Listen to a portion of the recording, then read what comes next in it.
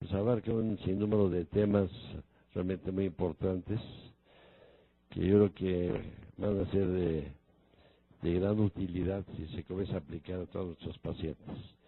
Recibimos muchos pacientes por diferentes motivos de consulta, pero que al mismo tiempo traen factores de riesgo que no tomamos en cuenta, que no identificamos y que no intervenimos.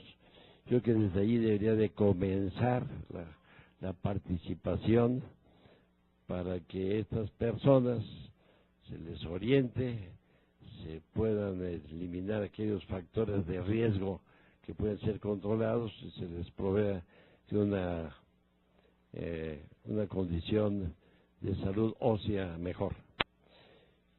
También sucede que una vez que tienen la fractura, pues se atiende como proceda, conservadora o quirúrgicamente, pero no están haciendo objeto de diagnóstico y de tratamiento de la osteoporosis. Esto no solamente sucede aquí, ya hace algunos años que la Academia Americana de Ortopedia llamaba la atención de lo que estaba sucediendo y recomendaba por lo menos dos cosas fundamentales. Uno, muy genérico, de tiempo preventivo, tomar 3 vasos de leche diariamente, especialmente a las mujeres, aunque también a los hombres. Y 2, crear un sistema en el que todo paciente que ha sufrido una fractura, pues se determine si existe o no osteoporosis, o riesgos de osteoporosis, y que se le atienda no solamente la fractura, sino también la osteoporosis. Pero junto con la osteoporosis, lo que tenemos que hacer también, pues es ver la parte propiamente dicha de discapacidad y las acciones que se tienen que tomar en cuenta para su rehabilitación, que tampoco se llevan a cabo en forma sistemática. Así que con estos lineamientos generales, yo creo que va a ser muy útil estas primeras acciones que estamos tomando como centro colaborador de la OMS para intervenir en esta parte fundamental de osteoporosis. Participan en este curso como profesor titular el doctor Daniel Chávez Arias, que además es el jefe de la División de Rehabilitación Ortopédica, que es el área del instituto que ha sido designado centro colaborador de la OMS en materia de investigación y rehabilitación médica. Y bueno, hay un profesorado de todos los expertos aquí del instituto en las diferentes áreas que van desde las cuestiones de carácter metabólico, genético, bioquímico, quirúrgico, rehabilitación, todos los aspectos están haciendo. Y ya sin más preámbulos, si me permiten, pues declararemos hoy día 21 de noviembre de 2012, me es muy honroso declarar inaugurados formalmente el curso avanzado en rehabilitación de osteoporosis como centro colaborador de la OPS OMS. Les deseo que tengan el mayor de los éxitos. Muchas gracias y bienvenidos al Instituto Nacional de Rehabilitación.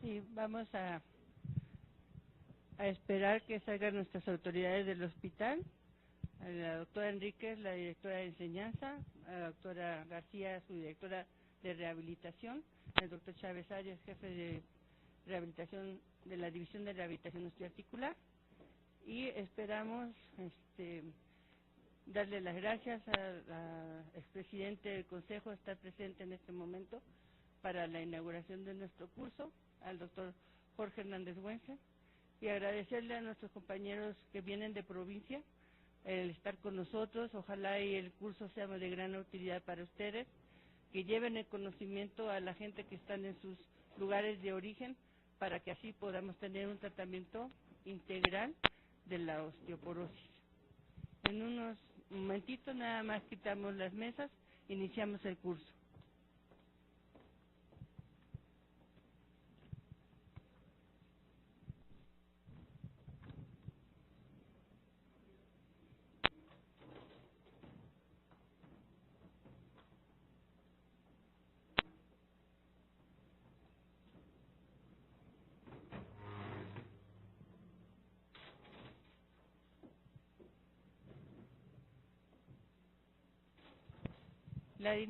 La dinámica del curso va a ser, cada día va a haber un coordinador para que esté dando la bienvenida a nuestros profesores, y al final pues ya daremos la clausura de curso. Recordarles que todos los días tienen que firmar la hoja para que se le pueda dar su constancia, para que así no haya ningún problema. Y vamos a darle la bienvenida a la doctora María de los Ángeles Soria, que va a ser la coordinadora del día de hoy.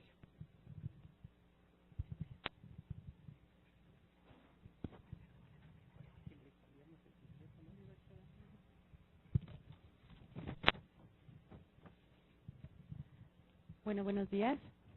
Vamos a empezar las pláticas del día de hoy. Y tenemos primero al doctor Juan Daniel Morones Alba. Él es médico militar, cirujano maxilofacial, con una maestría en Ciencias de la Salud y con publicación de artículos de regeneración ósea. Él nos va a dar el tema de microarquitectura ósea. Doctor, bienvenido. Gracias, buenos días.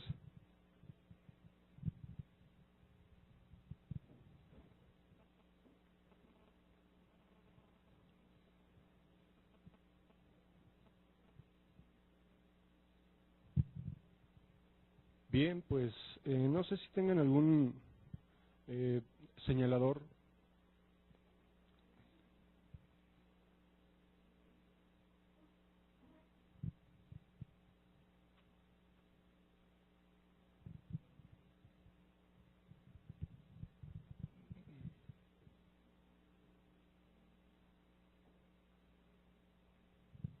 Bueno, mientras...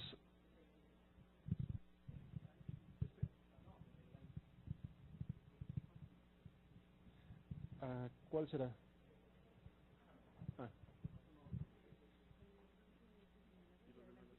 Gracias, muy amables. Bien, en esta primera ponencia vamos a ver todo lo que es microarquitectura ósea.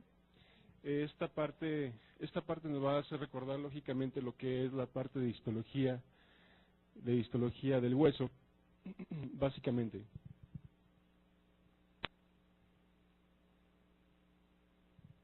Bien, recordemos que el tejido óseo es un tejido conectivo o conjuntivo especializado, es vascularizado y es inervado. Tiene diferentes funciones, una de ellas es la protección, el soporte,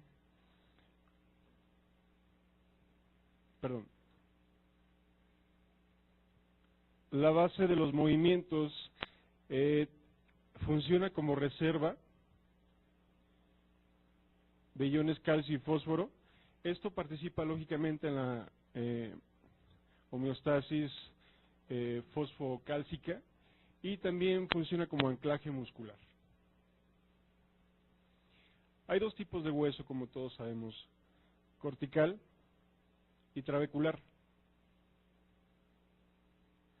El hueso cortical es un hueso denso, mineralizado, tiene una estructura básica que es básicamente por sistemas de Havers, conducto de Havers u osteonas, y es grueso en las diáfisis de los huesos largos.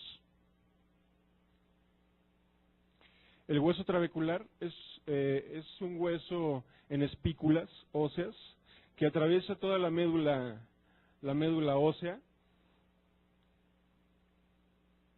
en los huesos planos y metáfisis de los huesos largos. Las osteonas son aplanadas en forma de disco o de rama y su nutrición es por difusión. Hay que recordar que aparte de los conductos de los conductos de Havers, hay otros conductos o canales que se llaman de Volkmann. Estos comunican a los sistemas de Havers o canales de Havers, comunican unos con otros. Bien, ambos tipos de huesos contienen células especializadas, matriz orgánica y base mineral. Las células especializadas, bueno, ya todos sabemos que hay células madre, ¿verdad? Las células madre, células pluripotenciales que se diferencian en diferentes células.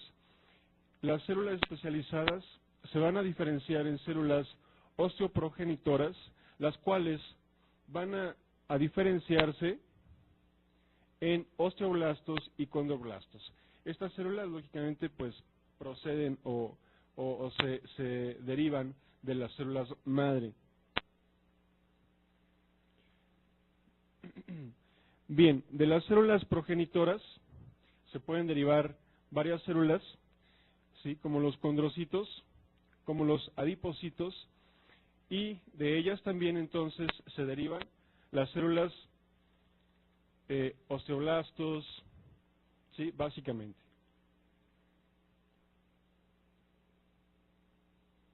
Bien, de las células, la diferenciación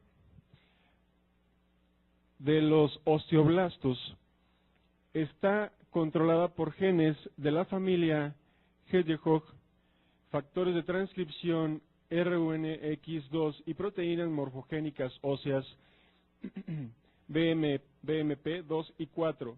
Entonces, la diferenciación se da de las células pluripotenciales a través de estos factores a osteoblastos. Bien, de los preosteoblastos, la proliferación y la diferenciación se lleva por la hormona paratiroidea, la 1,25 de hidroxivitamina D3, las prostaglandinas E2 y algunos factores de crecimiento. Es importante recordar que las proteínas morfogénicas óseas BMP cumplen precisamente este papel de factores de crecimiento para inducir la formación de hueso y cartílago.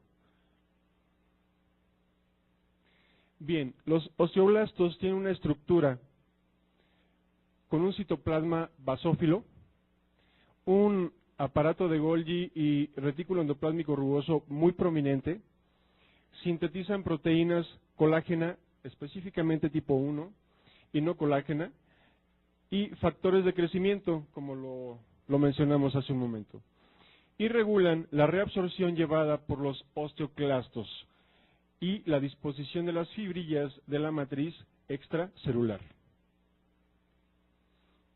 Bien, los osteoblastos se comunican mediante proteínas transmembrana e integrinas. Tienen una vida media de 1 a 10 semanas, dependiendo de cada situación, de las cargas mecánicas, etcétera, como ustedes ya saben, y desaparecen por apoptosis o se transforman en células de revestimiento u osteocitos, ¿sí?, cuando maduran. Los osteoblastos, entonces, ¿maduran en qué? En osteocitos. Bien, hasta aquí, pues es como un recordatorio de histología, ¿verdad? Básica. Ok. Los osteocitos, entonces, tienen un medio de comunicación ¿de qué tipo? GAP. Y permiten el paso rápido de iones, por lo que permiten el paso rápido de iones y moléculas de señalización. En relación a la cantidad, los osteocitos son células abundantes en el hueso, son más abundantes que los osteoblastos, son 10 veces más abundantes, y los mecanismos de mineralización son 3 hipótesis, uno que es a través de la hipotoxicidad, el fluido del sistema laguno-canalicular y la sensibilidad a la mineralización.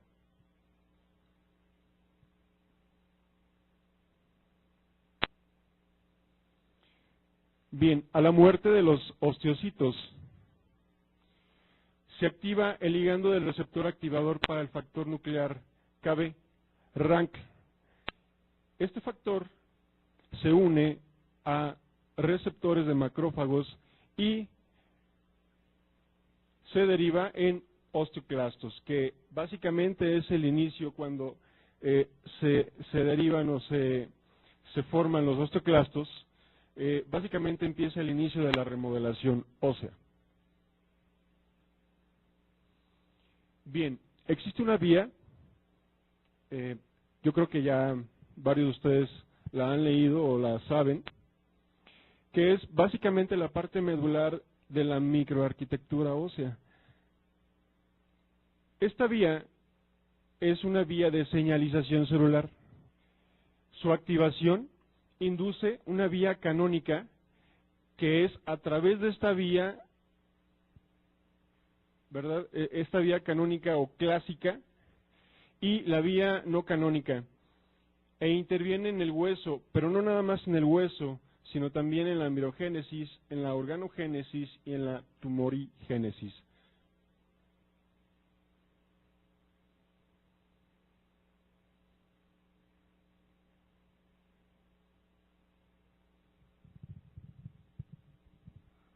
Bien, este esquema básicamente es muy bueno porque nos describe la vía WNT.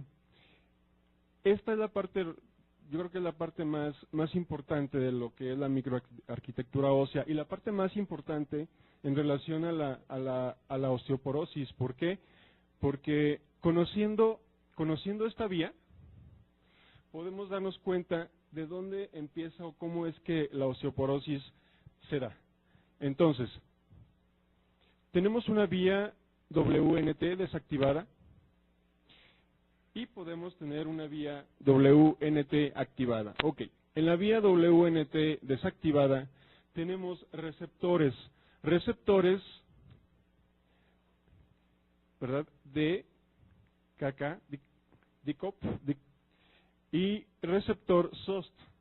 Estos receptores de forma desactivada no actúan de una, es decir, no separan a esta molécula, sí, esta molécula que es la CSK3 beta, y esta molécula contiene un receptor que se llama beta-catenina. Este receptor es muy importante en esta vía. Y otra cosa que es muy importante en esta vía son los receptores LRP5 y 6. Estos receptores son de la familia o pertenecen a la familia LDL, es decir, a la familia de las lipoproteínas de baja densidad. Estos receptores LRP5, 6 son los más importantes son de los más importantes en esta vía. ¿Por qué? Porque si este receptor LRP5 no se activara o tuviera algún problema este receptor, básicamente se da la osteoporosis, ¿sí? Entonces, nosotros en esta vía desactivada tenemos dos receptores que son los antagonistas para que se active esta vía. Estos receptores inactivan esta vía básicamente, y entonces, inactivando esta vía a los LRP5 y 6, y esta molécula, lógicamente, no se separa, y esta molécula se pierde o se degrada de forma inactivada. Ahora, de forma activada, se unen los ligandos, ¿sí?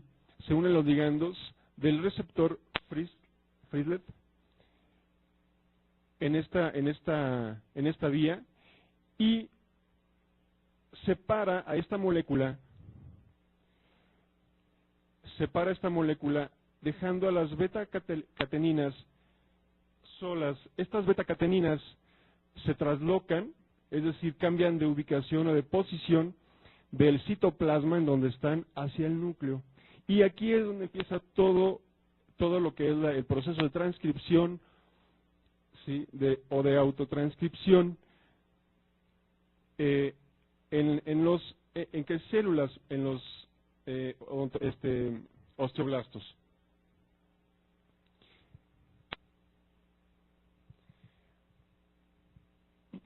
Bien, entonces tenemos dos rutas, una ruta canónica, que es la ruta WNT de las beta-cateninas, y tenemos otra ruta no canónica que se refiere a la ruta WNT calcio y a una ruta WNT de la vía de polaridad planar, PCP. Entonces, esta ruta canónica de la membrana celular a través de sus ligandos hay una acumulación de beta-catenina, que es las beta-cateninas solas o separadas de la molécula, las cuales producen transcripción y la transcripción se da gracias a que se unen los factores, estos factores beta-catenina a los factores TCF y LFC, es decir, factores de células T y a un promotor, y se unen a un promotor de las células L. Ok, entonces hasta aquí la activación génica empieza con la transcripción, que es básicamente la ruta canónica, una de las rutas más conocidas. Sin embargo, la ruta de las rutas no canónicas, bueno, a través de los ligandos, ¿sí? Y a través de sus sinasas, se derivan en receptores JNK, RAC, RHO, y esto se da entonces, o ayuda en la transcripción.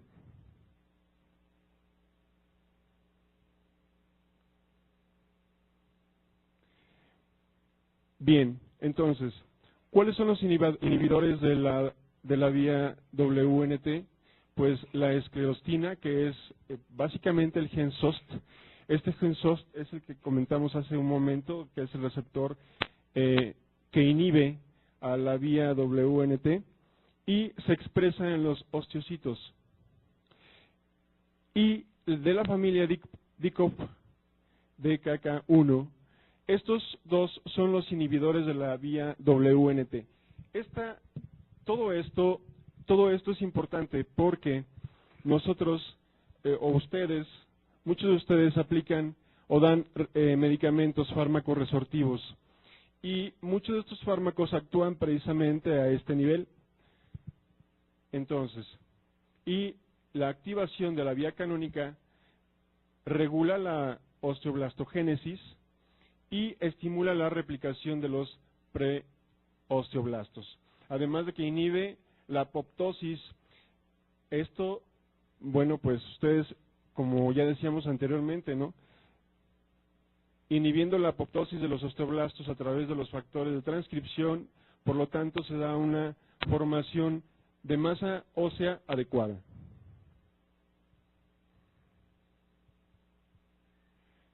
Bien, como también ya sabemos, los osteocitos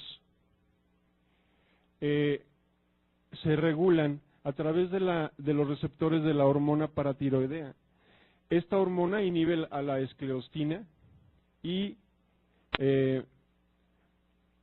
activa a los LRP5/6. Lógicamente activa la función de los osteoblastos y hay formación de masa ósea. Ahora, esta misma ruta de los receptores de la hormona paratiroidea, esta misma ruta puede ir directamente a la activación de los receptores RANK, que comentábamos hace un momento, con la activación de los receptores de las células de macrófagos, y se puede formar y se derivan o ¿cómo se dice?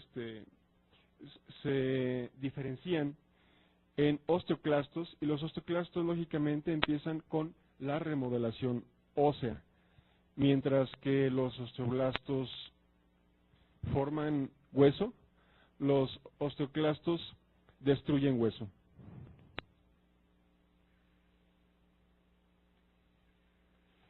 Bien, aquí la misma vía interviene entonces en el modelado y remodelado al regular la diferenciación de los osteoclastos. Bien, los osteoclastos son células, su origen es de las células hematopoyéticas medulares, que son unidades formadoras de colonias de granulocitos y macrófagos. Por lo tanto, los osteoclastos son ricos en mitocondrias y vacuolas. Los osteoclastos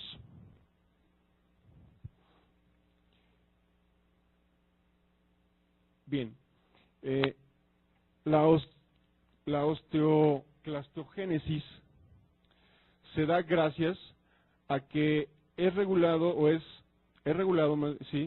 por la osteoprotegerina OPG, por los receptores RANK y por los receptores de RANK, es decir, un receptor RANK y la osteoprotegerina.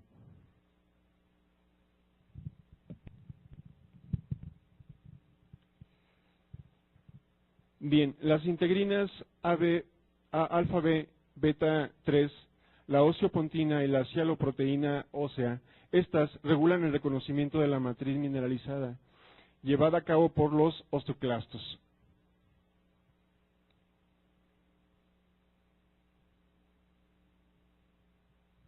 Bien, en relación a la remodelación ósea, es un proceso que implica una interacción estrecha entre la resorción ósea osteoclástica y la formación ósea osteoblástica, y es altamente dependiente de la estimulación mecánica. Mientras los osteoclastos entonces destruyen, los osteoblastos forman. Esta es una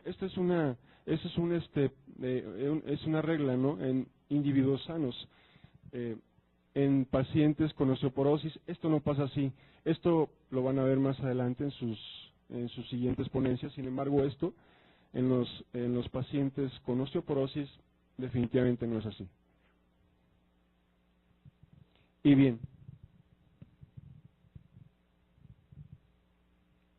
tenemos una célula progenitora hematopoyética. Esto es para que conozcan el proceso por el cual uno destruye y el otro forma,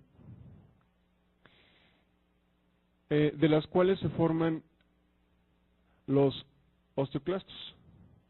Y tenemos las células mesenquimatosas del estroma, de las cuales se derivan los osteoblastos.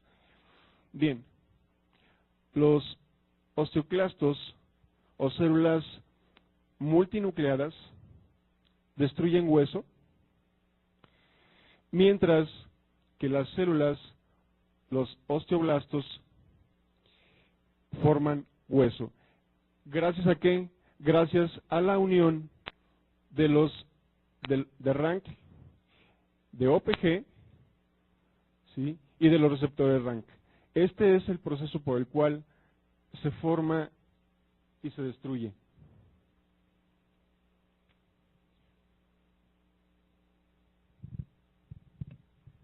Bien, en relación a la composición ósea, la fase orgánica y la fase mineral. En relación a la fase orgánica, está formada principalmente por colágeno tipo 1 y funciona, esta colágeno tipo 1 funciona como andamio para el depósito del mineral y determina características mecánicas óseas.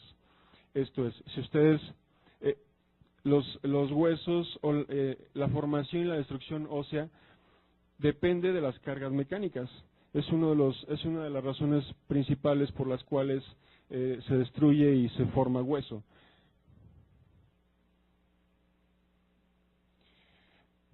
de la fase mineral hay cristales de calcio, es decir, hidroxiapatita, de la cual está formada, y en relación a los minerales que tiene, el calcio ocupa el 99%, el fósforo el 80% y el magnesio del 50 al 60%.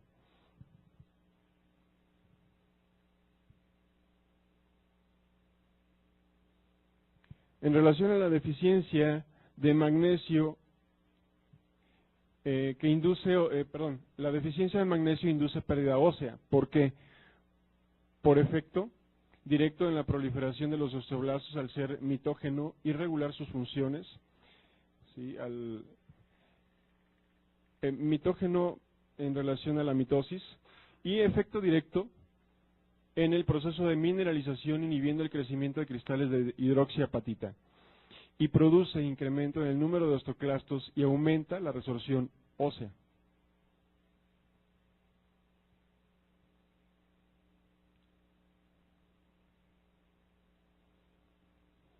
El cobre, por ejemplo, también funciona como cofactor en la lisis oxidativa necesaria en la formación de enlaces cruzados de las proteínas colágeno y elastina. Esto es importante porque si no hay este elemento o si hay una deficiencia, causa inhibición del crecimiento del hueso, produciendo entonces osteoporosis. Y básicamente nos referimos a la enfermedad de Menkins. En esta, las células del cuerpo no absorben adecuadamente el cobre y se da la osteoporosis.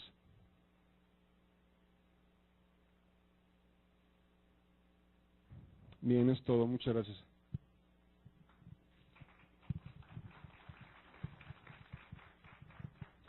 ¿No tengan alguna pregunta, duda? Sí.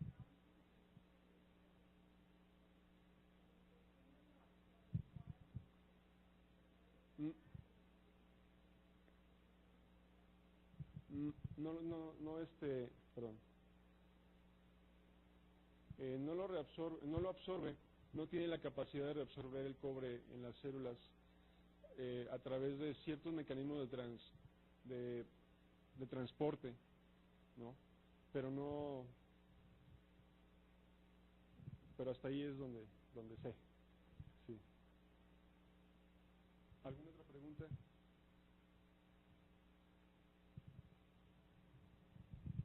Le damos las gracias al doctor, le entregamos una constancia de su participación. Muchas gracias, doctor.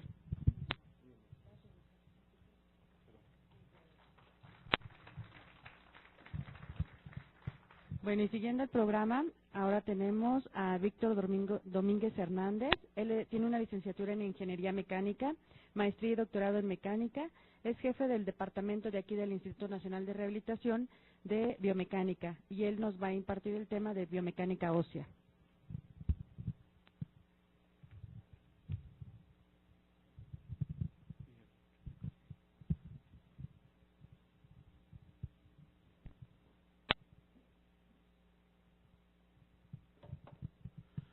Buenos días. Vamos a continuar. Trataré de hilar las cosas un poquito a la medida que sea posible. Ahora vamos a hablar de los factores mecánicos, biomecánicos que tienen que ver con la osteoporosis. A mí me interesa mucho hablar un poco de las herramientas que tiene la biomecánica para poder entrar en el juego de la osteoporosis, que se pueda, o sea, si bien como lo mencionó desde la inauguración el director, el doctor Luis Guillermo Ibarra, mucho se explica por las cuestiones metabólicas. Sin embargo, la repercusión menos deseable es la fractura ósea, y esta tiene muchos recovecos, muchas cuestiones que podrían checarse. Vamos a repasar si bien como mencionó el doctor que me precedió, el hueso tiene muchas funciones. Digamos que desde el punto de vista de biomecánica, ¿cuáles son las funciones que tiene el hueso? O sea, el hueso como tanto parte del sistema locomotor como parte de la función de sostén, de soporte, y también para moverse. Miren ustedes, para nosotros desplazarnos tenemos que vencer la fuerza de la gravedad, que no es poca cosa, y menos cuando pesan lo que yo. Entonces los músculos tienen que actuar de una manera coordinada para poder vencer esa fuerza de la gravedad. Y deben de cumplir 3 requisitos esenciales. Por obvias razones deben de ser resistentes. Al movernos, nuestros músculos trabajan para vencer la gravedad y nuestro peso está aplicado sobre nuestro sistema musculoesquelético. Para poner un ejemplo, se ha estimado que las fuerzas que pasan por la articulación de la cadera simplemente durante la marcha, o sea, solo en el momento de caminar, van de 3 a 5 veces nuestro peso corporal.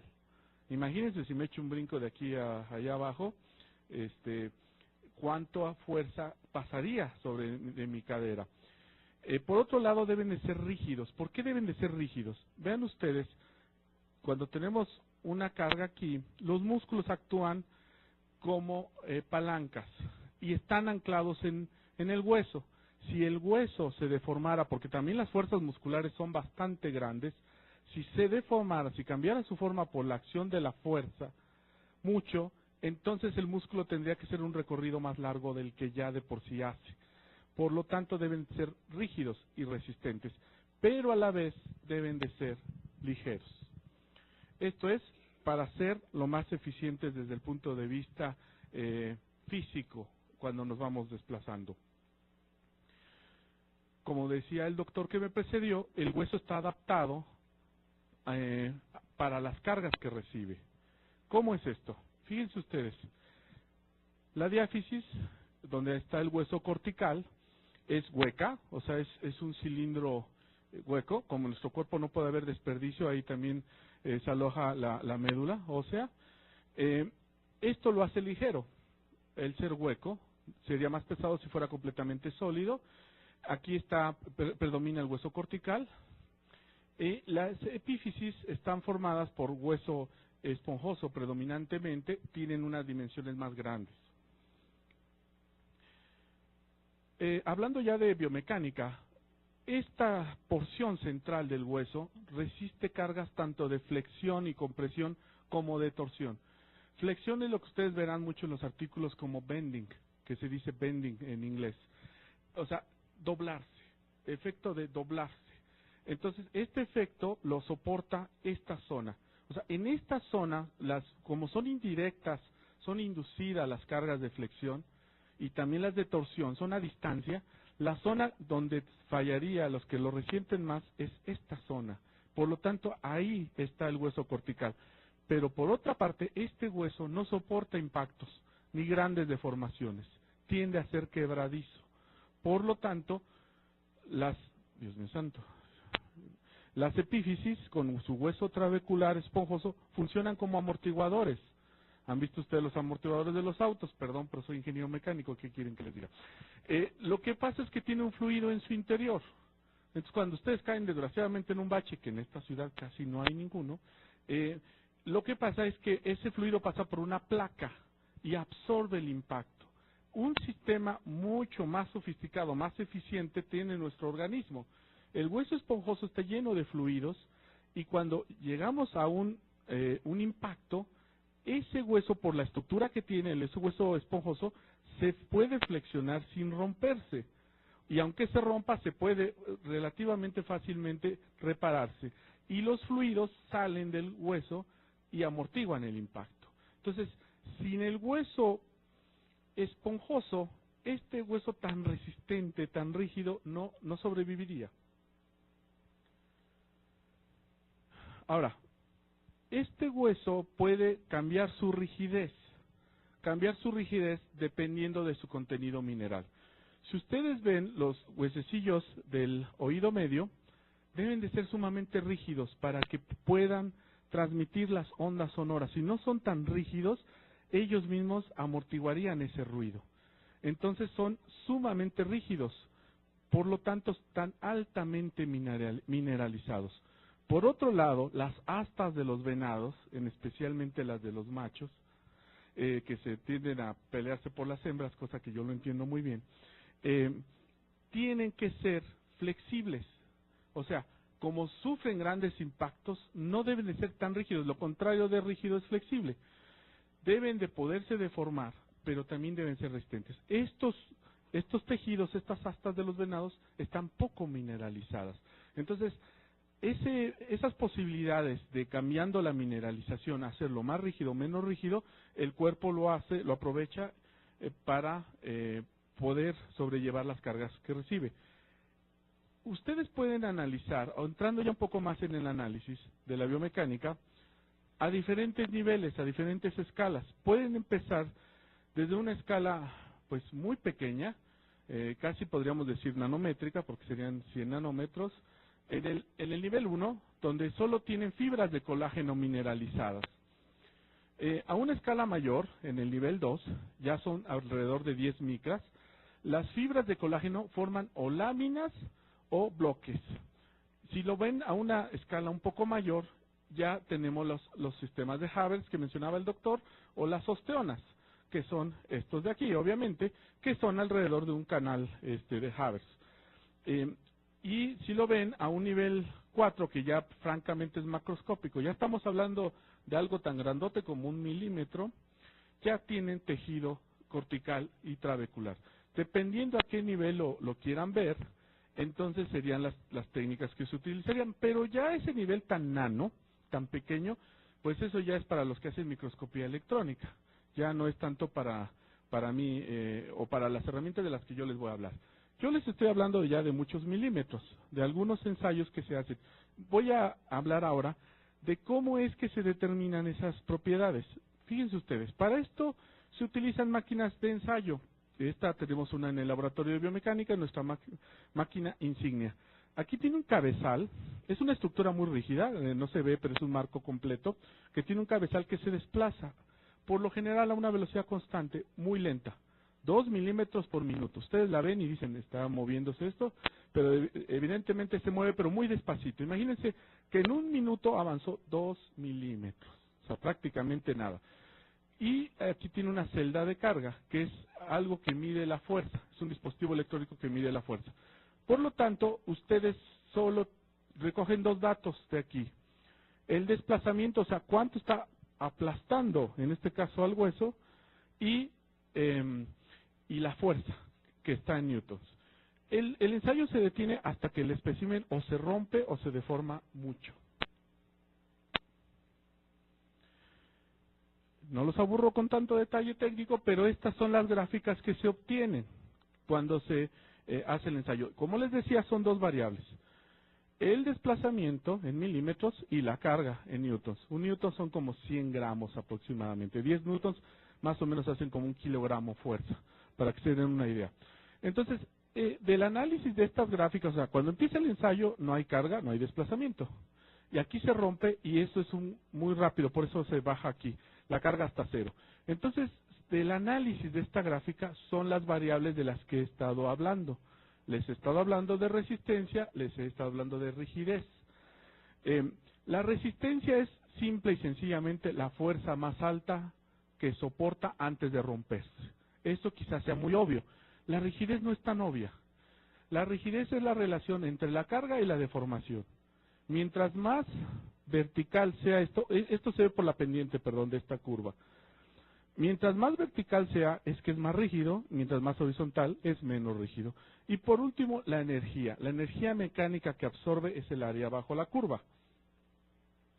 Aquí les puse un ejemplo de 2 ensayos hipotéticos, donde ustedes ven que si bien la de color negro es más resistente, puesto que tiene una carga mayor, es más rígida la roja, porque vean ustedes que tiende a ser más vertical. Si ustedes ven, por ejemplo, la carga de 2000 newtons, verán aquí anda, pues no sé, entre 1 y 2 milímetros. Si ustedes llegan hasta la negra, anda entre 2 y 3 milímetros. O sea, a la misma carga, la de color negro se deformó más que la de color rojo. Eso es el concepto de la rigidez. A veces como que no quiere.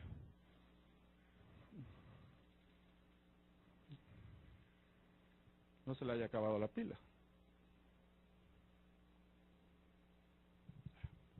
Bueno, hay que cambiar de mano. También hay ensayos de flexión.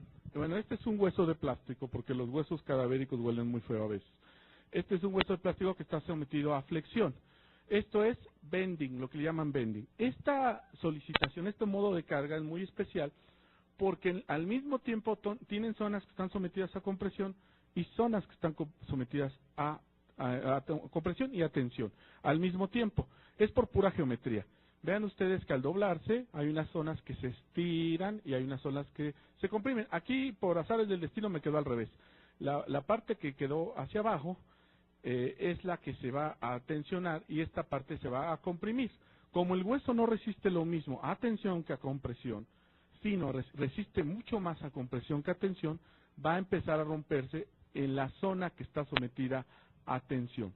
Es la zona que se va a empezar a fracturar, que es esta. Después, cuando esto se haya roto, las fuerzas internas aumentan muchísimo, puesto que hay poco hueso que lo resista, y después se empieza a astillar en la región opuesta. Sin embargo, en osteoporosis es muy importante evaluar el hueso esponjoso, no tanto el hueso cortical, puesto que es más susceptible el primero de sufrir daño por osteoporosis. Entonces, vean ustedes que estos son modelos de ensayos para la parte de la epífisis en una tibia. Esto se pone en polimetilmetacrilato, cemento óseo o una vértebra también que se puede acomodar. Este ya es un modelo un poquito más sofisticado para ensayar el cuello femoral. Vean ustedes cómo está el fémur y cómo está acomodado. Estas son algunas de las herramientas que la biomecánica puede poner a disposición de los investigadores de diferentes áreas para poder analizar esto. Ahora, vamos a meternos a otro detalle que me es muy interesante comentárselo. Fíjense ustedes, bueno, el diagnóstico de la osteoporosis se hace midiendo la densidad mineral ósea. El estándar de oro es medirla mediante la densitometría, el estudio que se llama DEXA, determinar la densidad mineral ósea. Y si bien este estudio tiene una gran correlación contra las fracturas, o sea, contra la resistencia del hueso, correlaciona en un 75 a un 85% el medir la densidad mineral ósea con la fractura del hueso. Sin embargo, hay una serie de factores que no mide la densitometría ósea. Fíjense ustedes, un estudio clínico reveló que tanto como 80% de las mujeres entre 50 y 59 años que sufrieron una fractura por fragilidad no tenían diagnóstico de osteoporosis. O sea, sí les habían hecho densitometrías, pero porque hay que aclararlo, pero no apareciera que estuvieran en riesgo. Sin embargo, muchas de ellas sufrieron fracturas por debilidad. Un tratamiento con algunos fármacos, que estoy lejos de manejar tanto la terminología como sus mecanismos de acción, pero algunos de estos tratamientos con ralocifeno y alendronato pueden asociarse con disminución del riesgo de sufrir fracturas. Eso lo ven en la clínica. Sin embargo, no ven cambios importantes en la densidad mineral ósea.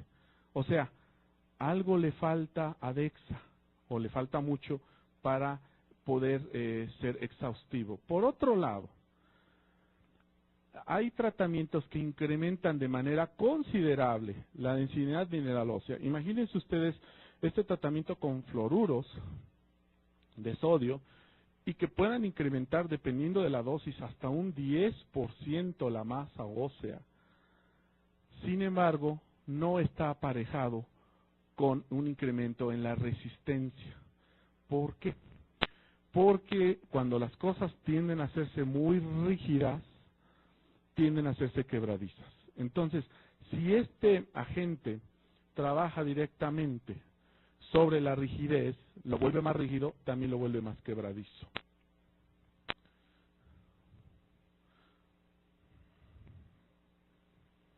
Bueno, a veces me hace mal las jugadas esto. Vaya. Entonces, hay un concepto que le llamamos calidad ósea, que es la suma de factores que determina la capacidad del hueso para resistir las fracturas. Fíjense ustedes, esta es la resistencia a la fractura. depende en mucha medida de la masa ósea, o sea, de la cantidad de hueso que tenga. Pero hay otros factores que es la calidad ósea, entre los cuales tenemos la forma del hueso, su organización, el tamaño de los huesos, y aquí le puse propiedades mecánicas, o sea, la calidad del hueso, la calidad de la colágena, por ejemplo. Hablando del primer factor, el tamaño. Desde la película esa de Godzilla dicen que el tamaño sí importa. Vean ustedes esta tibia sometida a torsión. Noten ustedes en esta sección y esta de aquí abajo. Esta se ve bastante resistente, bastante robusta, puesto que tiene una pared cortical bastante grande y esta la tiene muy pequeña. Recuerden que estoy hablando que está sometida a torsión, cuando giramos, por ejemplo. ¿Cuál creen ustedes que sea la más resistente? ¿La de arriba o la de abajo? A ver, anímense. La de abajo, oigo por ahí. Pues resulta que es la de arriba. La de arriba es más resistente. ¿Por qué?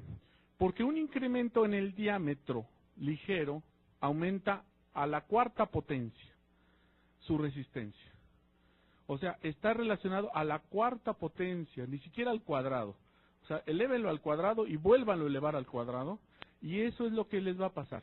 De hecho, los huesos de las personas de edad avanzada tienden a crecer periódicamente, y aunque se adelgazan, el espesor de la pared se hace más delgado, se tienden a ser más grandes como una manera de defenderse de la osteoporosis. O sea, al incrementar su diámetro exterior, aumenta su resistencia tanto a la torsión como a la flexión.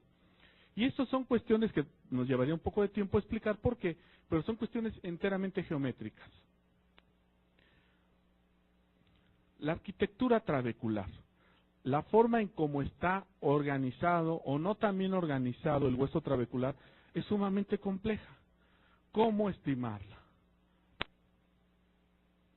Una posibilidad, y nada más se las dejo así como de detalle, es utilizar fractales. Los fractales son estas figuras que ustedes han visto muy bonitas que se usan hasta para hacer arte, donde tenemos una figura que tiene copias de sí mismo, que se van haciendo copias. El clásico es el árbol fractal. Yo tengo una rama que se bifurca y después se siguen bifurcando hasta un cierto nivel. Esto es que tiene como copias de sí mismo adentro de él. Pero ¿cómo utilizarlo? Bueno, hay muchas técnicas que tienen que ver con fractales. Yo la que les voy a hablar es una que se llama conteo de cajas.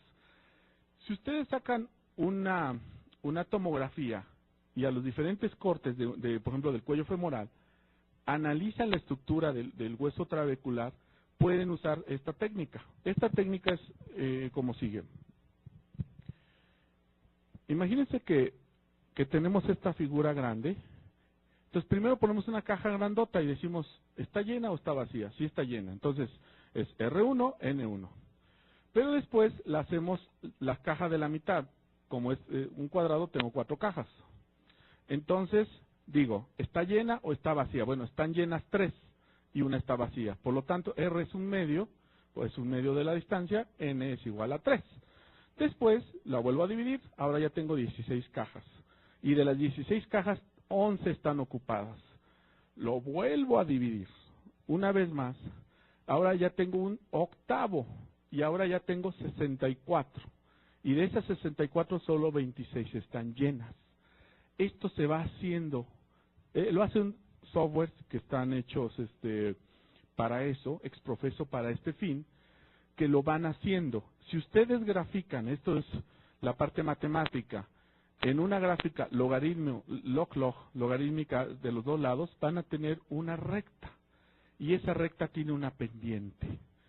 A esa pendiente o esa inclinación se le llama la dimensión fractal. Suena así como arte de magia, ¿verdad?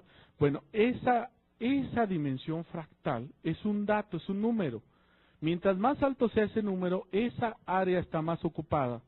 Mientras más bajo sea, está menos ocupada. Se está haciendo esfuerzos por ver si esa dimensión fractal puede predecir cómo está organizada la estructura o qué tan lleno está de hueso trabecular y nos puede dar una mayor aproximación. Bueno, esto es una idea, una aproximación.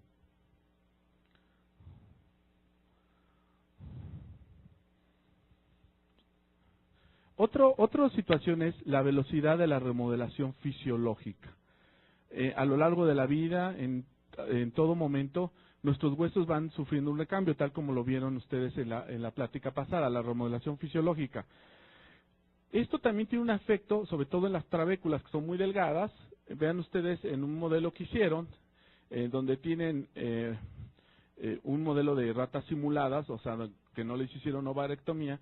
Vean ustedes que esta zona blanca es la que está siendo remodelada y las cargas pasan por aquí.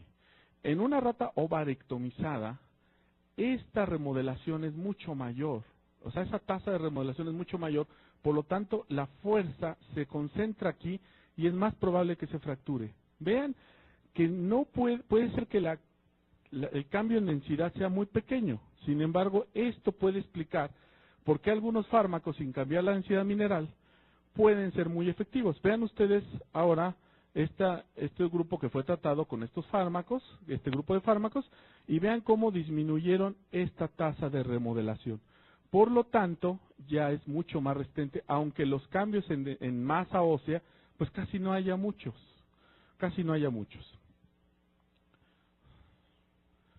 Bueno, para terminar mi plática, a manera de conclusión, les voy a decir de esta parte que la densidad mineral ósea, mediante DEXA, puede predecir el nivel de riesgo de fractura ósea, pero es un factor más. Si bien es el más importante, no es el único.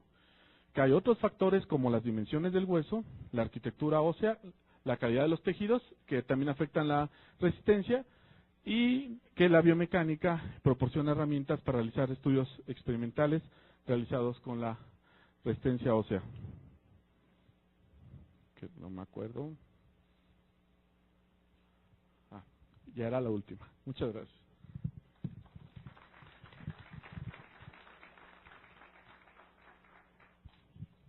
¿Alguna pregunta? ¿Algún comentario? ¿No? Bueno, pues muchas felicidades por tu plática, Víctor. Te agradecemos, te damos tu constancia, muy amable. Muchas gracias, Víctor.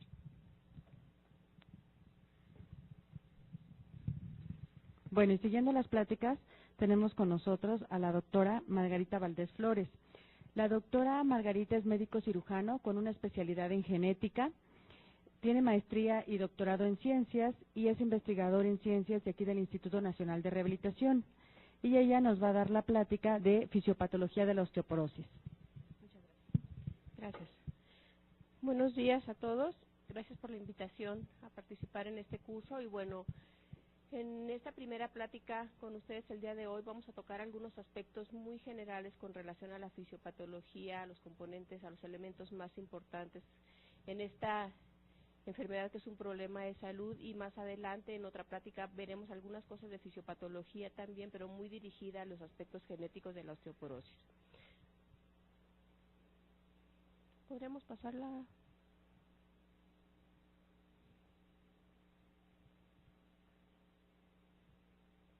Pasaremos la primera, creo que no funciona esto.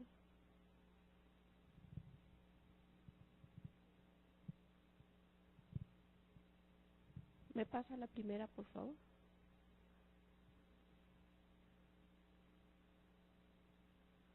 Perdón, pero creo que esto sí no funciona. Tenías razón.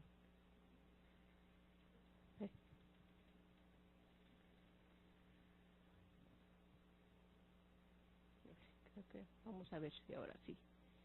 Bueno, iniciaremos con esta definición tan conocida por todos nosotros con relación a esta entidad, que es un problema caracterizado por una pérdida progresiva de la masa y también de la microarquitectura del hueso. Esto, pues como consecuencia natural, nos lleva a una mayor posibilidad de sufrir fracturas. Podemos reconocer dos formas que tocaremos en este momento de manera muy general, pero que es importante para la fisiopatología, y es la forma primaria de osteoporosis, en la cual, pues resulta básicamente de la interacción de dos condiciones importantes, que son los factores genéticos y la gran cantidad de detonadores ambientales que ya conocemos.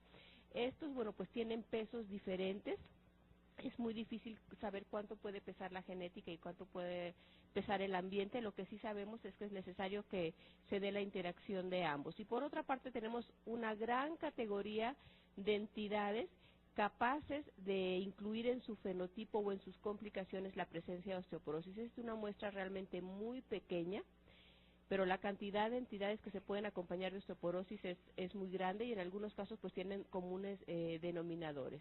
Tenemos enfermedades monogénicas que ya veremos más adelante en la parte de genética y osteoporosis, algunos fármacos como anticonvulsivantes y esteroides que impactan el metabolismo del hueso, enfermedades renales, el cáncer, la diabetes, la mala absorción intestinal, desórdenes de la conducta alimenticia, por supuesto el hipogonadismo también, dado la participación que tienen los estrógenos y los andrógenos en la génesis de esta enfermedad. Tocaremos de manera general estos aspectos, la composición ósea, la osteoblastogénesis y osteoclastogénesis, el proceso de remodelado como algo necesario en el mantenimiento, que es fundamental, que es el pico de masa ósea, y bueno, algo de los factores hormonales biomecánicos que ya tocó ahorita el doctor Víctor Domínguez, y algo del aspecto genético y estilo de vida. Todos estos elementos son importantes y participan de alguna u otra manera en la fisiopatología de la osteoporosis. La composición ósea es importante, lo comentaba ya el doctor Domínguez, las características más importantes del hueso compacto y del hueso esponjoso. En esta parte del hueso esponjoso, bueno, pues es importante comentar que su nombre lo dice, tiene un aspecto de esponja, que está dado por la interacción constante en redes de trabéculas que forman pues estas mallas tan importantes para soportar los impactos en el interior del hueso y que están ocupados pues por la médula ósea y los vasos sanguíneos, que es a través de los cuales pues van a llegar los aportes necesarios. En el proceso de formación, de remodelado y de mantenimiento del hueso hay una gran influencia genética. Los productos de un número muy grande de genes tienen que ver en todos estos procesos, no solamente pues en esqueleto, sino en cualquier órgano, aparato o sistema. Los productos de los genes todos son importantes. Los productos son de todo tipo, proteínas estructurales, receptoras de transporte, hormonas. Es como una orquesta que tiene que funcionar armónicamente para que esto se forme, se mantenga y se repare cuando sea el caso. En el caso, bueno, pues de los osteoblastos, sabemos cuál es su origen embrionario, y algo muy importante es que ya están, como les comentaba hace un momento, identificados perfectamente algunos de los genes que tienen que ver en estos procesos de transición para llevarnos a un producto final. Algunos están perfectamente definidos, como son RUX2 o SX, vamos a ver más adelante algunos factores de crecimiento, estos de alguna manera están en estudio. SOX2, por ejemplo, y SOX22 son factores de transcripción. No se conoce mucho de sus genes blancos, pero sabemos que son indispensables en el desarrollo embrionario y que tienen una expresión tisular preferencial muy importante en el hueso. Y la cantidad de genes y sus productos que se van identificando conforme pasa el tiempo, bueno, pues es todavía mayor.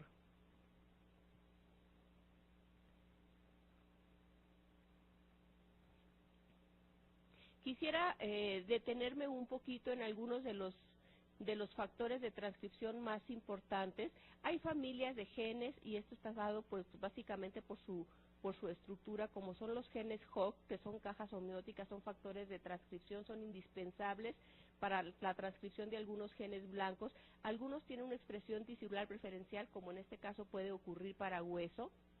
SOX9, por ejemplo, es también parte de una familia de factores de transcripción a la cual también pertenece SOX8. Su expresión es indispensable en la vida embrionaria, es indispensable para la diferenciación terminal de algunas líneas celulares, y algo muy importante es que algunos genes incluso están estrechamente relacionados con la producción de neoplasias. Por ejemplo, P53 y el gen RB, que son considerados genes tumor supresor, son genes que son indispensables para el desarrollo del sistema músculo-esquelético, también del sistema nervioso, y para algunas líneas hematopoyéticas también, y esto de alguna manera pues está comprobado con modelos experimentales de ratones transgénicos, en la que la falta o ausencia total de ambas copias de los genes pues es una condición que puede ser incluso incompatible con la vida. Entonces, la acción de factores de transcripción de genes relacionados con neoplasias y que tienen que tener una actividad muy intensa en el desarrollo embrionario son indispensables para tener todos estos pasos hasta tener las líneas celulares maduras, o bien la inducción de muerte celular, como puede ocurrir en algunas condiciones tisulares especiales. CFOS y CEYUN son oncogenes celulares también, que están directamente relacionados con un buen número de neoplasias, sobre todo de tipo hematológico, pero que también son importantes. Es importante su acción en unos niveles bastante definidos en el desarrollo y la diferenciación, incluso la polarización de algunas líneas celulares. Esta es una muestra también muy pequeña de todos los genes cuyos productos participan en diferentes momentos de cada uno de estos estadios, desde el origen en las células mesenquimales, las células socioprogenitoras, el histoblasto inmaduro, el maduro, incluso pues en la propia muerte celular. Son factores de transcripción, proteínas morfogenéticas, las proteínas morfogenéticas de hueso, esta familia cada vez crece más, LRP5, LRP6 también, y la lista podríamos extenderla de manera muy, muy importante. Algo muy interesante es que algunos de estos genes tienen sitios en común. Hay algunos genes cuyos productos de alguna manera se están relacionando ya en vías similares o en procesos similares. La osteoblastogénesis y la adipogénesis son procesos también muy relacionados. Aquí en esta diapositiva no está incluida, pero los genes de la leptina y polimorfismos en genes de la leptina que son, bueno, pues están muy relacionados con obesidad, se han relacionado también de manera importante con la predisposición a osteoporosis. No se conoce de manera precisa en dónde puede estar la conexión, pero sí está perfectamente claro que variaciones en estos genes no solamente predisponen a la presencia de obesidad, sino también de osteoporosis. Entonces, esto es realmente una maraña de eventos de la cual no conocemos todavía en su totalidad, pero finalmente pues forman parte de esta gran orquesta de eventos de tipo molecular.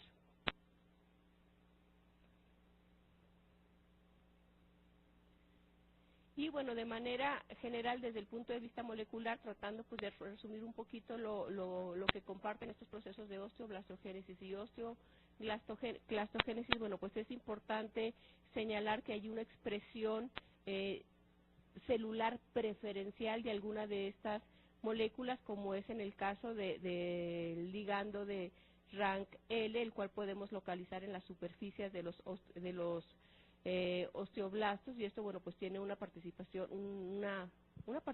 importante en el proceso de resorción ósea. Los osteoblastos también en la formación. En ellos podemos encontrar una expresión importante de osteoprogesterina, que es una proteína también importante en el metabolismo óseo, y es finalmente pues la armonía de la interacción de estas moléculas, los productos de estos genes como RANK, su ligando, osteoprogesterina y muchas más, las catepsinas también, que tienen que ver en esta diferenciación de estas líneas celulares. A la orquesta, bueno, pues podemos agregarle todavía más moléculas como las interleucina 6. En interleucina existen ya estudios pues con varias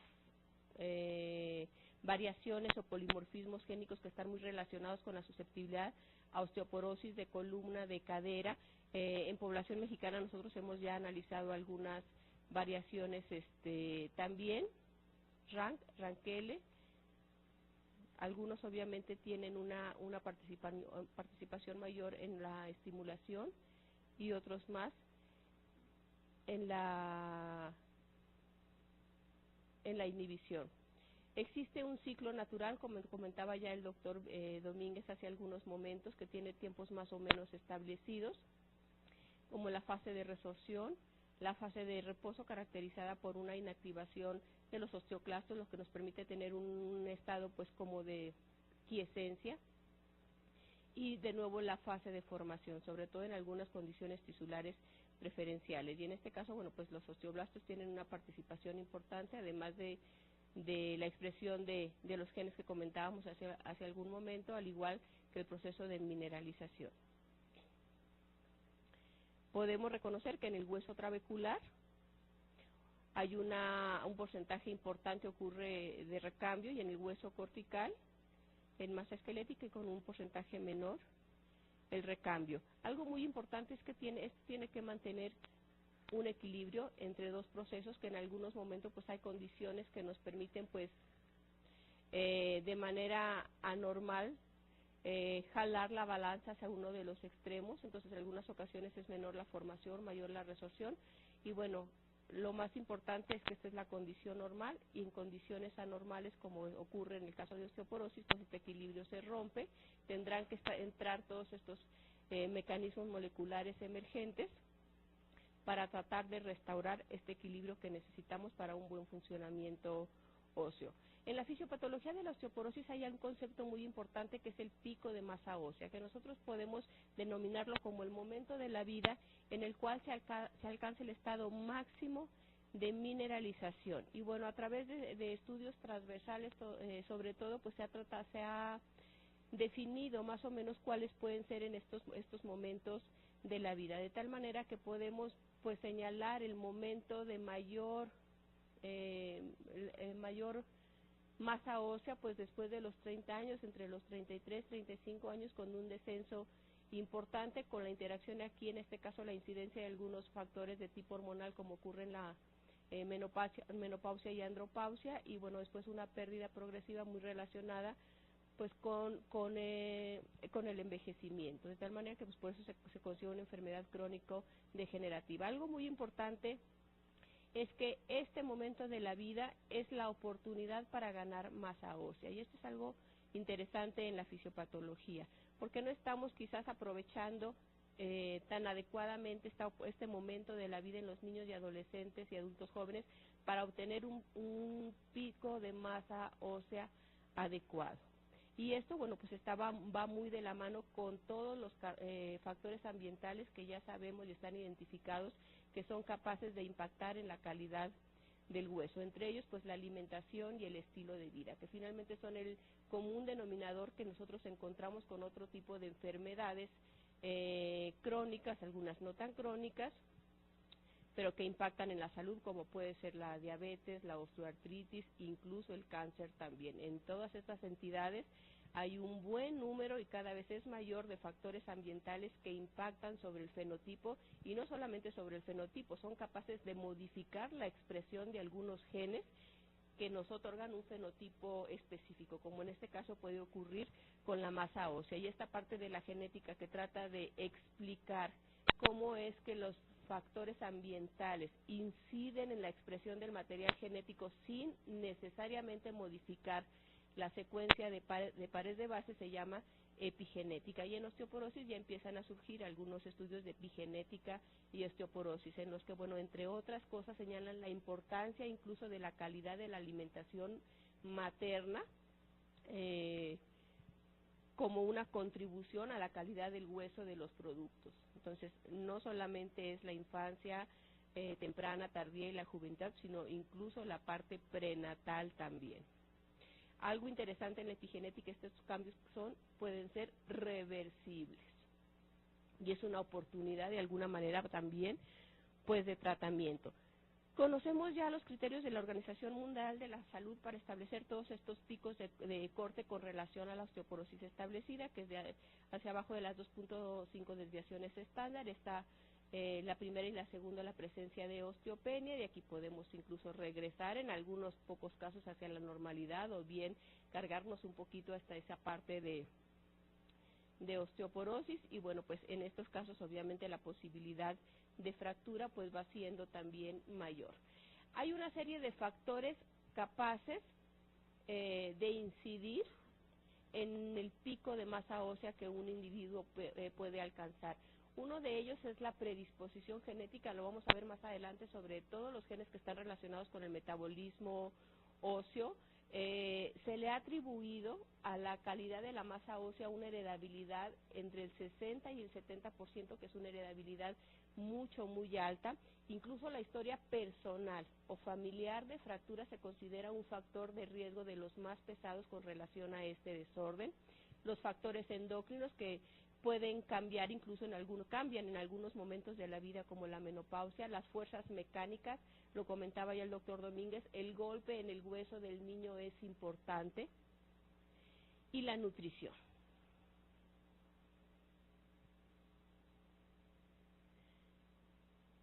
Los determinantes del pico de masa ósea más importantes en la adolescencia, bueno, obviamente los factores nutricionales, los factores genéticos juegan un papel muy importante y los factores mecánicos de carga. Siempre será necesario el impacto sobre el hueso a través de la actividad física, por eso pues, la vida sedentaria es uno de los factores de riesgo con relación no solamente a osteoporosis, ya lo sabemos, también a obesidad y a osteoartritis y a otro tipo de condiciones. Entonces, algo muy importante es que estas representan oportunidades de prevención y también, bueno, pues esa prevención incluye optimizar y obtener un pico de masa ósea de la mejor calidad posible en el momento ideal, que es la infancia, la adolescencia y la juventud temprana. Entonces, no debemos desaprovechar esa oportunidad y eso es muy importante. Los factores hormonales, sobre ellos podríamos hablar muchísimo tiempo, sobre estrógenos en hueso, sobre andrógenos en hueso, el calcio, la vitamina D. Todos son elementos importantes, pero algo interesante es que no solamente es la molécula del estrógeno, sino sus receptores, los andrógenos y sus receptores, la calcitonina y sus receptores, la vitamina D y sus receptores. Todo es importante y todo tiene que estar en armonía para mantener la homeostasis ósea. Sabemos ya de manera pues particular que hay algunas moléculas como la osteoprogesterina que inhibe la función osteoclástica, las hormonas sexuales inhiben la producción de interleucina 1,6 y factor de necrosis tumoral alfa, y finalmente pues todo esto participa un poquito o de alguna manera en los procesos de osteoclastogénesis, en algunos de osteoblastogénesis también, en la resorción ósea y en el equilibrio que este tejido pues debe de tener. Estos conceptos se los puse tal cual porque son importantes y algo tratando de concentrar la importancia del calcio, de la vitamina D, del sol, de una función renal adecuada, de una absorción intestinal adecuada, de una función hepática adecuada, de una exposición al sol adecuada, para que esta parte de la fisiopatología de la osteoporosis y como consecuencia de la función ósea normal, pues se mantenga de manera constante. Estas regiones de los huesos en vértebra, las epífisis, esta parte esponjosa, son como reservorios, como bancos en los cuales pues existe calcio, del cual se puede disponer en algún momento, que puede entrar, que puede salir de acuerdo a las condiciones tisulares de este momento. Y bueno, estos niveles séricos también condicionan pues la liberación o la expresión del gen para que después sus productos como la calcitonina o la hormona paratiroidea pues hagan su trabajo, regulando también de alguna manera la liberación de estos iones. Entonces, es importante la estructura, es importante la mineralización, es importante que este equilibrio esté dado pues de manera constante lo más que se pueda. Entonces, los factores hormonales juegan un papel importante también. Esta parte seguramente la van a tocar ya más con detalle, que son las dosis recomendadas de calcio, vitamina D, cuando vean la parte de nutrición, pero bueno, pues obviamente hay dosis ya conocidas recomendadas, ¿no? Pero hay algo importante es que, bueno, pues no solamente es esto, sino hay cosas externas como el sol ambiental, que es importante. Entonces regresamos un poquito. Los factores ambientales son determinantes en la fisiopatología de la osteoporosis, son determinantes en la predisposición a las fracturas, pero también son oportunidades de tratamiento y de prevención. Un poquito lo de la parte biomecánica, ya no voy a profundizar tanto, ya esto lo comentó de una manera bastante didáctica el doctor Domínguez hace algún momento, pero finalmente este impacto es importante en la formación, en el remodelado, en el mantenimiento del hueso. Entonces, estos estudios biomecánicos son pues indispensables para entender la fisiopatología, indispensables pues también para tratar de prevenir. En la actualidad, pues recordemos que los niños están perdiendo, nosotros les estamos quitando esa oportunidad del impacto mecánico que necesita ese hueso. Los juegos ya no son los mismos, los niños ya están siendo niños más sedentarios. Entonces esto finalmente es parte de la explicación porque estas cifras de osteoporosis y de fracturas llegan a ser mayor. Si nosotros nos pusiéramos a investigar de manera intencionada cómo se fracturan muchos de los niños, pues ya muchos se fracturan con golpes de impacto no tan grandes. Y yo creo que una parte de la explicación está aquí, pero también, repito, la oportunidad de prevención. La parte genética más adelante la vamos a tocar con más detalle, pero no hay cromosoma que no tenga más de un gen cuyo producto impacte de alguna u otra manera en el fenotipo del hueso. Algunos en la estructura, como son las colágenas, sobre todo la colágena 1A1, los estrógenos y sus receptores alfa y beta y el de vitamina D, sobre todo calcitonina, ranquele, o sea, no les puse en todos porque ya esto se iba a ir muy cargado, pero realmente hasta los cromosomas sexuales tienen genes que impactan el metabolismo óseo. En el X está el gen del receptor de andrógenos, que es además una de las enfermedades monogénicas mendelianas recesivas ligadas al X, que se pueden acompañar de osteoporosis también. Entonces, esto es una muestra pequeñísima, realmente la cantidad es muy extensa y podemos de alguna manera muy general clasificarlos de acuerdo a la función de sus productos. En este caso tenemos las hormonas y sus receptores. Hay una familia que es muy importante, que es la familia de receptores de hormonas esteroideas, en las que están incluidos receptores andrógenos, vitamina D y ácido retinoico, que también son elementales para el desarrollo embrionario del sistema músculoesquelético. Los componentes de matriz, no se diga la colágena tipo 1A1, que es la proteína estructural más abundante del hueso, con participación en procesos osteoblastogénicos o osteoclastiogénicos, y aquí pues están incluidas las familias de las proteínas morfogenéticas de hueso, una gran cantidad de factores de transcripción que tienen estructuras muy especiales. De algunos se conocen los genes blancos, de otros no tanto, como son los ALOX, ranquile, P53, que comentábamos ya que es un gen. P53 y RB son indispensables para el desarrollo del sistema músculo-esquelético, no solamente el esquelético, también el del músculo. Y son genes relacionados muchísimo con con prácticamente todas las neoplasias, sobre todo P53. Citocinas y sus receptores y muchísimos más. Es una muestra muy pequeñita, pero realmente esto es muy grande. Y el estilo de vida, que es fundamental para el equilibrio, es un punto clave de la fisiopatología del hueso, porque finalmente, bueno, para que se dé la osteoporosis y se den las fracturas osteoporóticas, el equilibrio se puede romper en diferentes puntos o en varios. Lo más común es el estilo de vida, por eso mucho del tratamiento está dirigido ahí. Entonces es importante el impacto del hueso, es importante la alimentación. Hay cosas que obviamente tenemos que estimular, tenemos que promover, y hacia ahí tiene que ir la educación para la salud.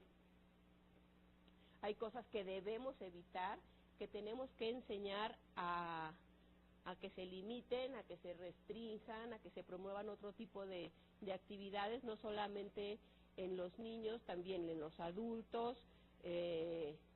Bueno, de esta parte que les digo, si todos caemos de alguna manera en ella también. Esto que es importante en la etapa post y prenatal también, las comidas rápidas y el quitar el hambre con lo que sea. Entonces todo al final tiene que ver en la fisiopatología, ¿no? Y tratando un poquito de resumir los diferentes aspectos de la fisiopatología. La fisiopatología de la osteoporosis importa todo lo que importa en el metabolismo normal del hueso. Importa la genética, importan los factores ambientales, importan los factores hormonales, nutricionales, las condiciones propias del género, la posmenopausia en las mujeres, la andropausia en los varones, la edad, que es algo inevitable también. Entonces todo esto finalmente se conecta, no es un evento aislado lo que desencadena la fisiopatología, es la interacción y la interrupción de todos estos factores en diferentes momentos, lo que finalmente nos lleva a la fisiopatología. Además de que, bueno, pues hay condiciones ya muy particulares que además son importantes para el génesis de la fractura. No solamente es la presencia y la instalación de la osteoporosis, sino otro tipo de condiciones que favorecen las fracturas, la visión, los reflejos, enfermedades neurológicas, cosas arquitectónicas, etcétera, ¿no? Entonces, finalmente el equilibrio es importante, se puede romper, Esta es la condición que finalmente pues nos lleva a una mayor posibilidad de fractura. Que esto, bueno, pues esto lo tocaremos también más adelante, ¿no? Que finalmente ya no es tanto el riesgo de la osteoporosis, sino además de eso que nos condiciona una mayor posibilidad de presencia de fracturas. Y lo más importante, todas son oportunidades de prevención. Hay que invertir sobre todo en los momentos adecuados y uno de ellos, recalco, es el momento en el que se puede ganar un mejor pico de masa ósea. Esto ataca también a los varones y a un buen número de niños que también en la actualidad pues tienen fracturas de bajo impacto.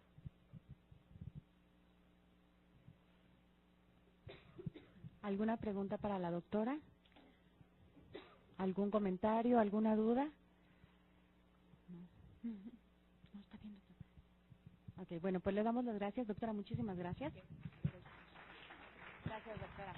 Y ahorita vamos a tener un receso de media hora e iniciamos de nuevo a las 11:30. Por favor, les recordamos que deben tener las 3 firmas en la lista de asistencia para que puedan tener derecho a su constancia. Área del instituto que ha sido designado centro colaborador de la OMS en materia de investigación y rehabilitación médica. Y bueno, hay un profesorado de todos los expertos aquí del instituto en las diferentes áreas que van desde las cuestiones de carácter metabólico, genético, bioquímico, quirúrgico, rehabilitación, todos los aspectos están haciendo. Y ya sin más preámbulos, si me permiten, pues declararemos hoy día 21 de noviembre de 2012, me es muy honroso declarar inaugurados formalmente el curso avanzado en rehabilitación de osteoporosis como centro colaborador de la OPS-OMS. Les deseo que tengan el mayor de los éxitos. Muchas gracias y bienvenidos al Instituto Nacional de Rehabilitación.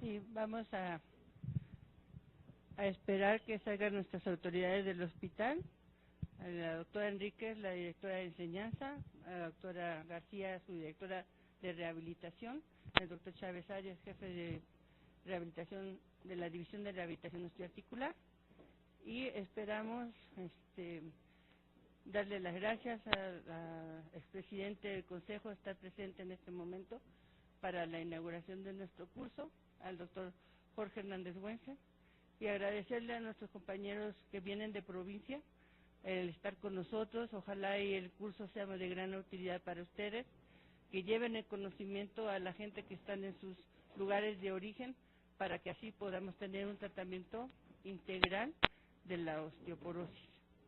En unos momentitos nada más quitamos las mesas, iniciamos el curso.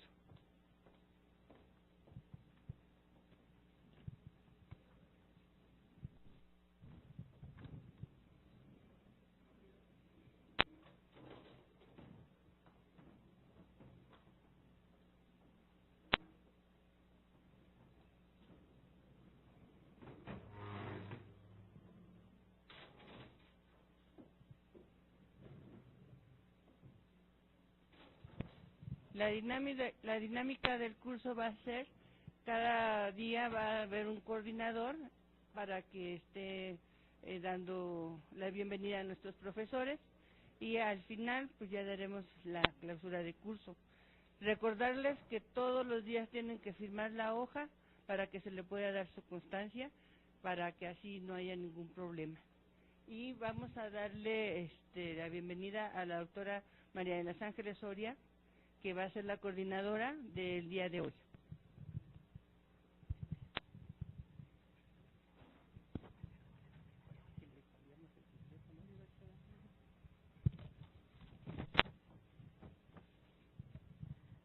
Bueno, buenos días.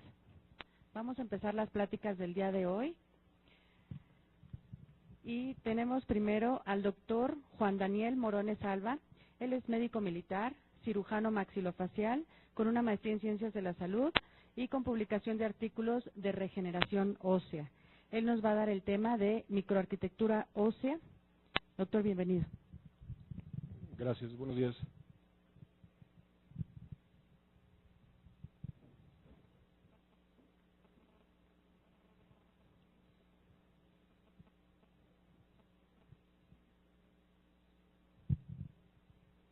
Bien, pues no sé si tengan algún señalador.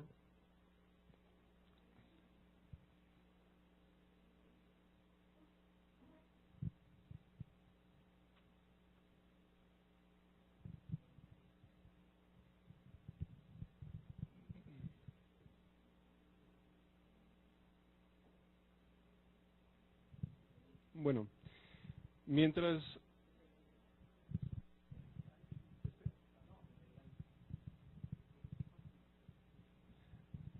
¿Cuál será?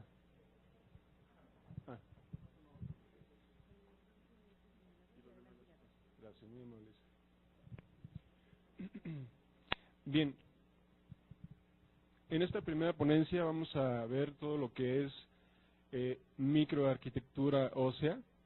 Esta parte nos va a hacer recordar lógicamente lo que es la parte de histología del hueso, básicamente.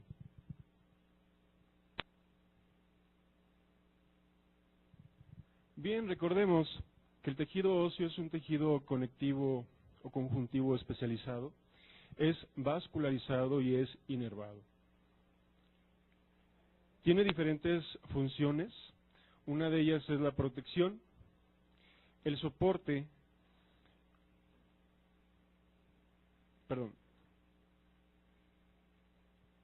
la base de los movimientos funciona como reserva de iones calcio y fósforo.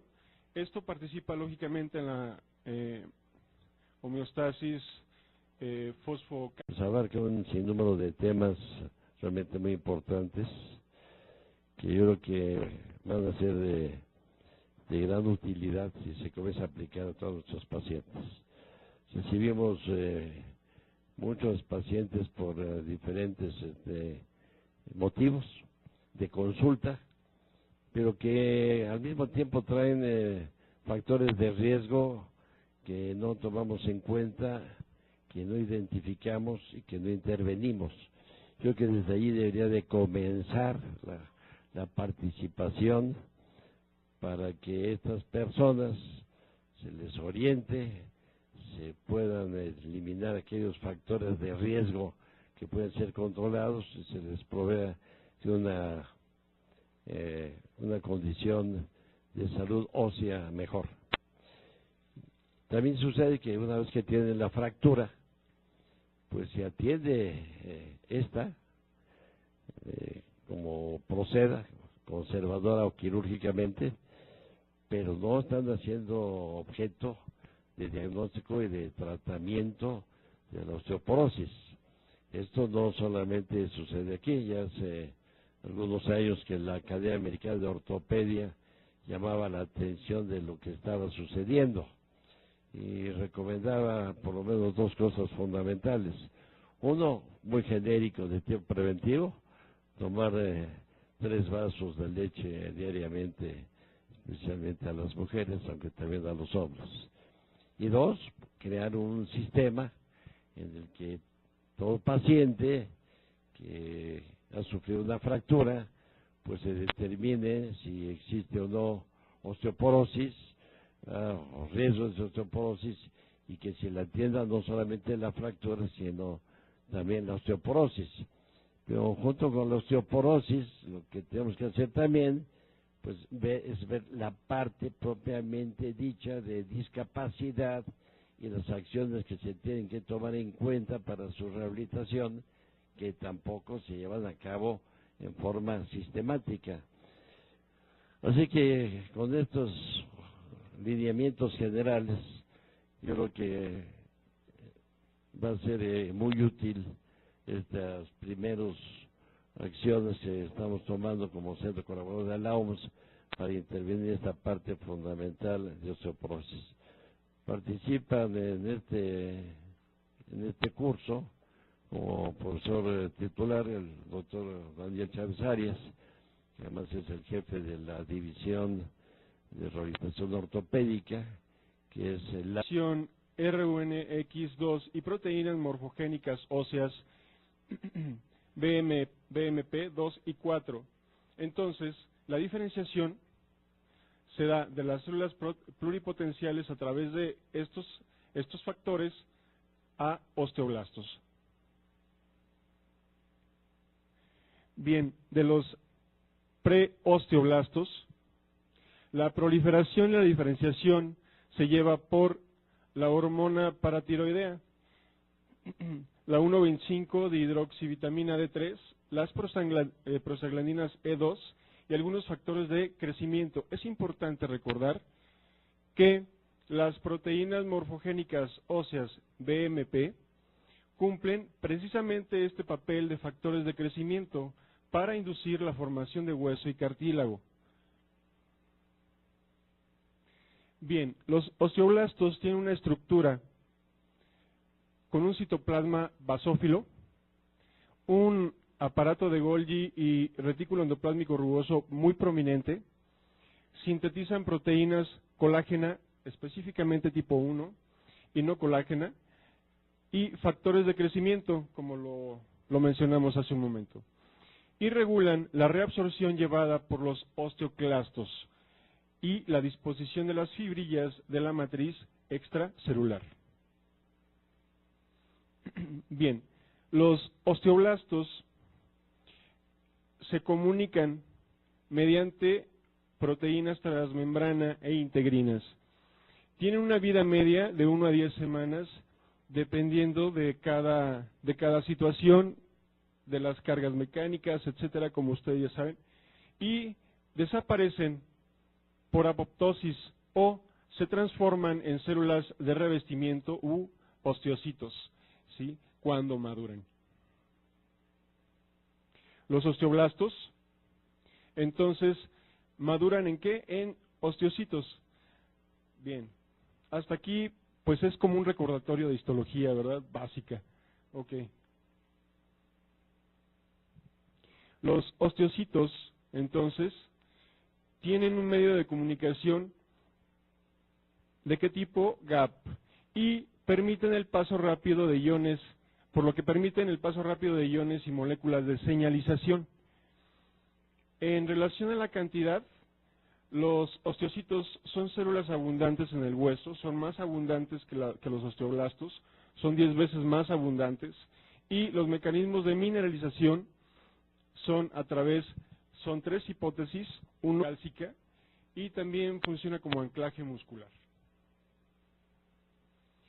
Hay 2 tipos de hueso, como todos sabemos, cortical y trabecular. El hueso cortical es un hueso denso, mineralizado, tiene una estructura básica que es básicamente por sistemas de Havers, conducto de Havers u osteonas, y es grueso en las diáfisis de los huesos largos. El hueso trabecular es un hueso en espículas óseas que atraviesa toda la médula ósea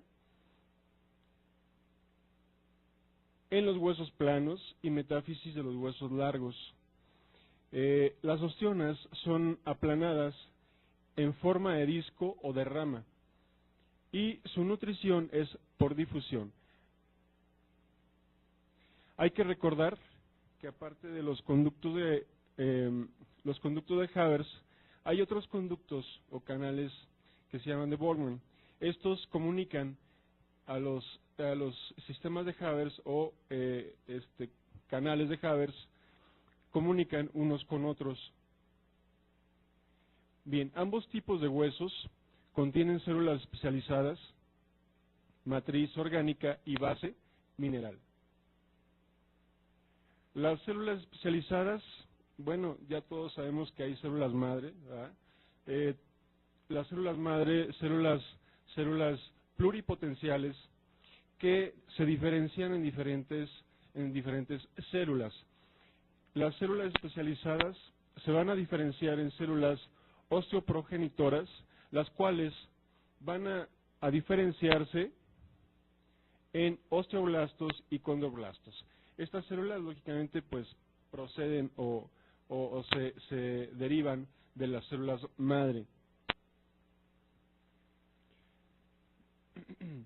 Bien, de las células progenitoras se pueden derivar varias células, ¿sí?, como los condrocitos, como los adipocitos, y de ellas también entonces se derivan las células osteoblastos, ¿sí?, básicamente.